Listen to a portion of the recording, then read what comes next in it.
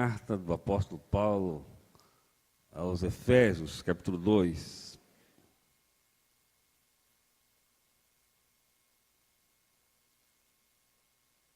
Eu vou ler o verso 1. Diz assim: E ele vos deu vida, estando vós mortos nas vossas transgressões e pecados. E ele vos deu vida, estando vós mortos nas vossas transgressões e pecados. Uma das grandes lutas que muitos crentes têm é compreender a questão da salvação. Nós temos que partir da doutrina da salvação baseado no que diz a Bíblia, e não em conceitos de homens, porque homens podem falhar. A Bíblia não. Na verdade, a Bíblia é a nossa única regra de fé e prática.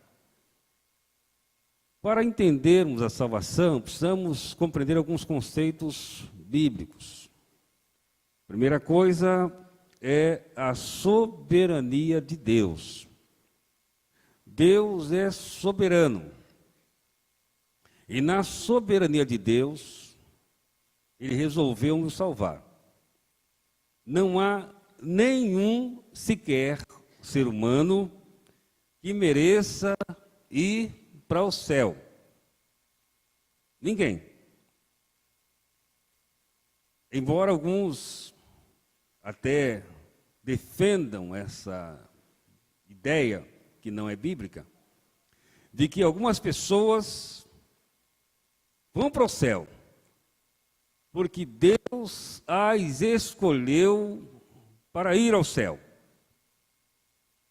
E outras vão se perder, porque elas não foram escolhidas para ser salvas.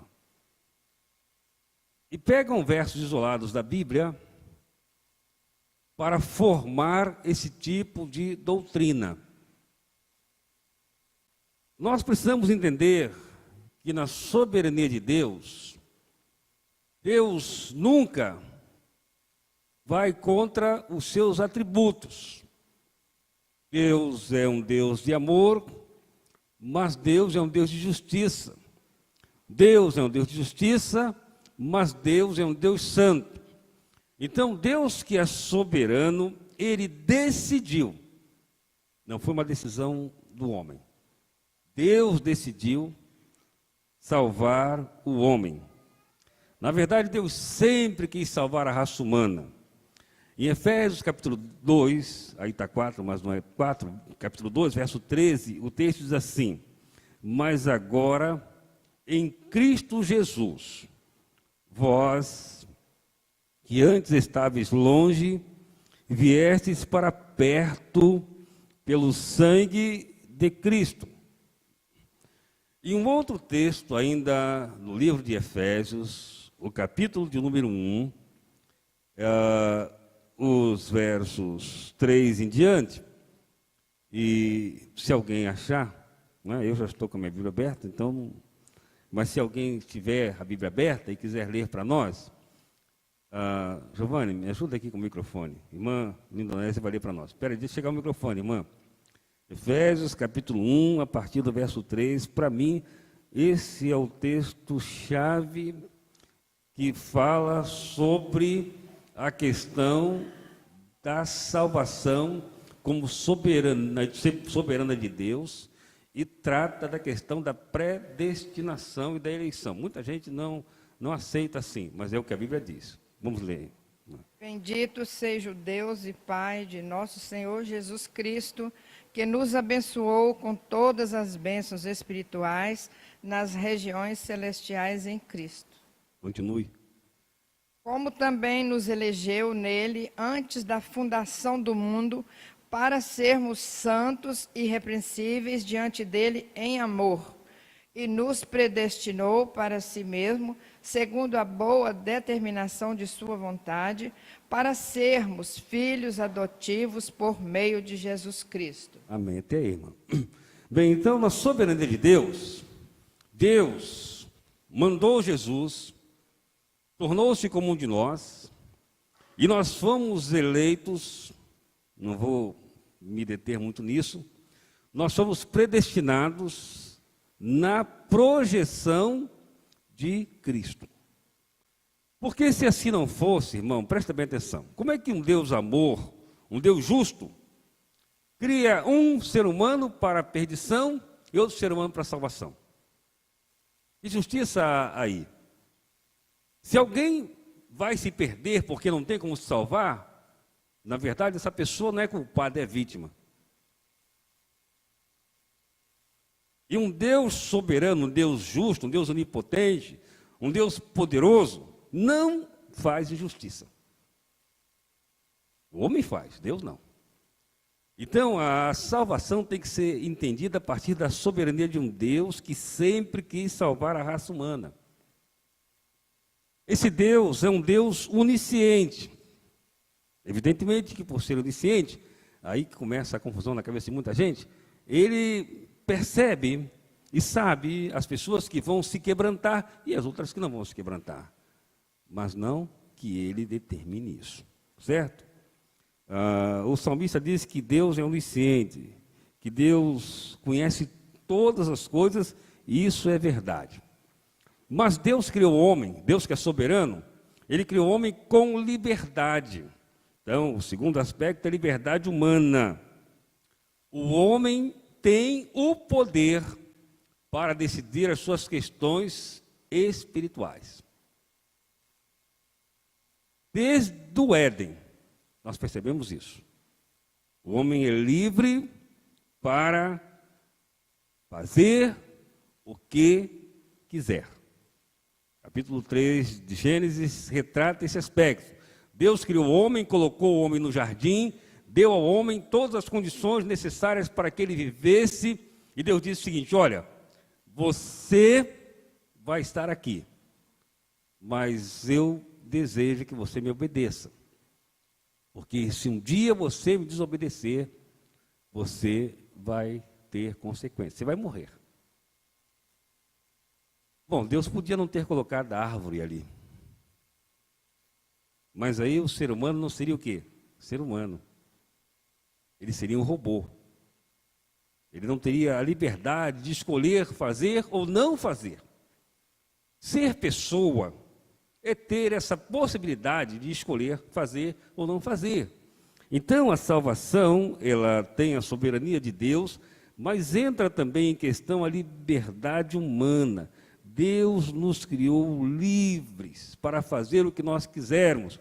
Entretanto, somos nós, todos nós, responsáveis por aquilo que fazemos. Por isso que o filho de crente não é um crentinho, né?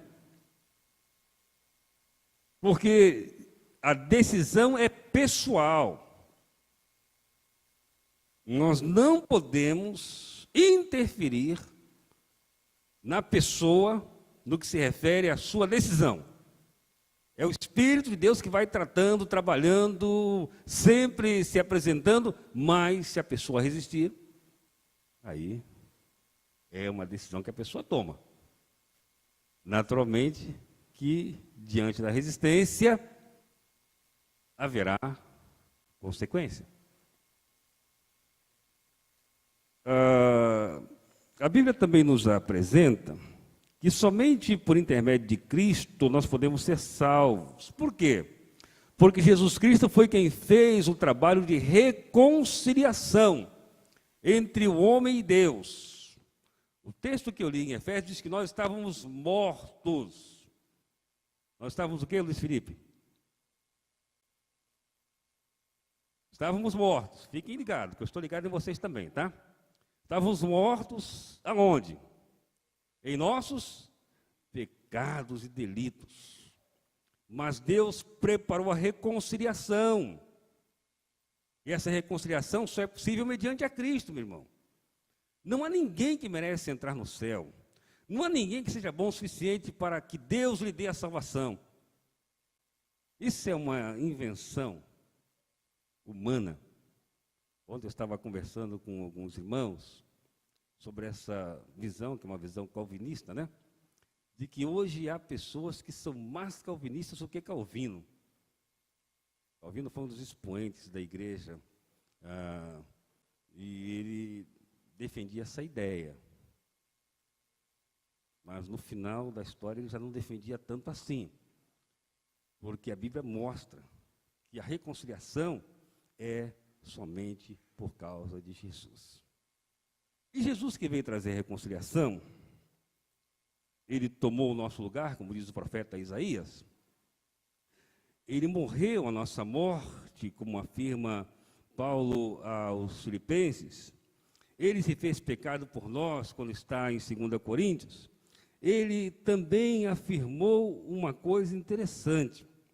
Ele diz que essa salvação ela se processa mediante a fé. É um ato de Deus, sim, mas é uma resposta humana. O texto mais conhecido sobre salvação está em João 3,16, que eu gostaria que nós lêssemos juntos, vamos ler juntos. Porque Deus amou o mundo de tal maneira que deu seu Filho unigênito para que todo aquele que nele crê não pereça, mas tenha a vida eterna. Meus irmãos, olha, veja bem. Poderia ter todos os textos da Bíblia falando de tal forma que tivéssemos dúvidas sobre se a pessoa perde a salvação ou não. Esse texto, para mim, é capital. Se esse texto não é verdade, Jesus não é Salvador. Porque ele é mentiroso. O Salvador não pode ser mentiroso. Né? Esse texto não é verdade. Mas ele disse, Deus amou o mundo para que todo, ele não disse, para aquele que for predestinado, para aquele que for escolhido. Ele diz, para que todo aquele que crê não pereça, mas tenha uma vida com Deus que vai durar por um determinado tempo. Não foi isso que ele falou? Ele diz, todo aquele que nele crê não pereça, mas tem o quê? Vida o quê? Eterna. Não dá nem para discutir. Jesus falou isso, é isso, meu irmão. Não há mérito no homem. Sabe por que as pessoas acham nessa questão de escolhido, de eleição, de predestinado? É porque o homem é muito vaidoso. E a gente quer parecer que nós merecemos alguma coisa. Nós não merecemos nada. Foi o que o apóstolo Paulo diz em Efésios, olha, é pela graça que vocês são salvos. Não vem de vocês, é dom, é presente, é misericórdia de Deus. Não vem pelas obras para que ninguém se glorie. Essa ideia, essa empáfia de pensar que nós merecemos o que nós não merecemos, não, salvação é uma coisa que eu não mereço. É um ato de Deus. É um convite de Deus que eu aceito. É a palavra de Deus que faz-se real em mim. Né? A Bíblia diz que a fé vem pelo ouvir, e pelo ouvir da palavra de Deus. A Bíblia tem um poder extraordinário. E a salvação, essa salvação... Aí você diz, não, pastor, então aí é fácil. Se o senhor está afirmando, né? Estou afirmando porque Jesus afirmou, que o crente não perde a salvação, então uma pessoa se converte e começa a fazer tudo errado, sinal de que nunca se converteu. Não estou dizendo que o crente não possa pecar. Ele pode, não deve, mas pode. Mas o crente, quando ele peca, ele não se sente bem. Se ele sentir-se bem no pecado, é porque, na verdade, ele nunca conheceu Jesus. Ele pode ter um momento em que ele está assim, né, de tal forma cauterizado, que ele nem se dá conta. É como aconteceu com Davi, rei de Israel. É como aconteceu com Pedro, quando ele nega Jesus. Mas depois, quando ele percebe o que tinha feito, ele diz que ele chorou, né? Porque ele havia pecado. Ninguém precisava falar para ele, não. Ele sabia que ele tinha pecado. Então, a diferença é essa. O crente, ele não se sente mais bem fora da presença de Jesus. Ele não se sente. Ele pode até demonstrar para os outros que ele está sentindo-se bem. Uma das experiências que nós tivemos no primeiro pastorado, de um homem que ficou 28 anos fora do Evangelho. E ele tinha um bar lá na Central do Brasil, estação mais concorrida de trem no Rio de Janeiro. E aquele bar vendia tudo, né? E ali ele começou a ganhar dinheiro. E ele ficou meio insensível à graça. E lá na Central do Brasil, sempre tem culto. O pessoal faz aquele culto ao ar livre, pelo menos tinha, não sei se hoje ainda tem. Tem culto no vagão de trem. E quando os crentes começavam a cantar, disse ele, né? Os amigos começavam a zombar dos crentes, e ele, para não parecer que já tinha provado dessa graça, ficava junto com os amigos zombando dos crentes. Mas de vez em quando ele se retirava, ia para o canto e ficava muito triste, chorava, até que um dia ele voltou para Jesus. Porque de fato ele não se sentia bem. Quem é crente pode se afastar. Não deve não, mas pode. Agora, que vai ficar lá, não vai ficar não. Porque a salvação é um ato de Deus, é uma coisa para sempre. E essa salvação promove mudança em nossa vida, primeiro pelo nosso novo nascimento. Jesus fala em João 3,3 que a pessoa nasce de novo. Segundo, porque é a manifestação da graça de Deus, Efésios 2, de 8 a 9. Terceiro, porque o crente se faz uma nova criatura, e essa nova criatura é para sempre. É simples assim. Essa história de perder a salvação, irmão, não tem base bíblica. Porque se o crente perder a salvação, na verdade, Jesus mentiu. A salvação não é minha, é dele. Ele me deu e disse que deu para sempre. E se ele me deu e disse que deu para sempre, é para sempre mesmo. Desde o dia que eu recebi Jesus no meu coração, eu tenho essa convicção. Eu era ainda um menino. Naturalmente que hoje minha compreensão é maior. Mas eu nunca tive medo de me perder, nunca mais. Porque eu fui salvo em Cristo Jesus. E salvo por Jesus, estou salvo nesse tempo e por toda a eternidade, porque essa é a obra que ele fez ali na cruz. Que Deus nos ajude a viver a plenitude da salvação.